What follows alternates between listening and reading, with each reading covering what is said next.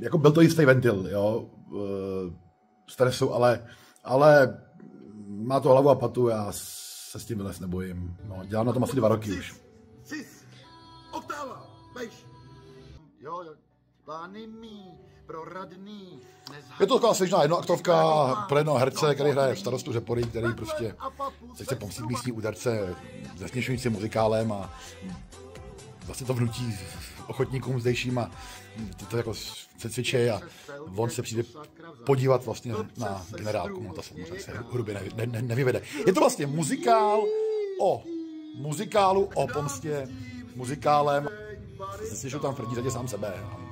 Hlavně šťáctví a ještě to chci jako hodně pilovat, protože bych si nevlez tady před lidi jako hotový, ale to musím celkem pěkné a je strašně legrační psát jakoby ten fiktivní muzikál v tom muzikálu. Také zesměšňování to vůbec nepřipadá v úvahu. Já potřebuji, aby to bylo srozumitelný pro diváka, který není z Řepory a takhle, abych jako neklesnul to.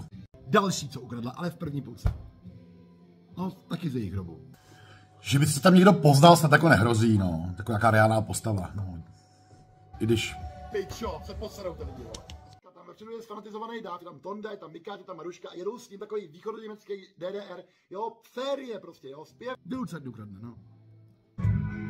Dezolat, když čáry nebe kříží, ví, proč nejde ven. Já jsem ve skutečnosti úplně sám vlastně na ploše Sokolovny a diváci jsou jakoby na jevišti. V tom divadelním představení hraju to úplně sám a mám tam samozřejmě většinu mluvenýho textu.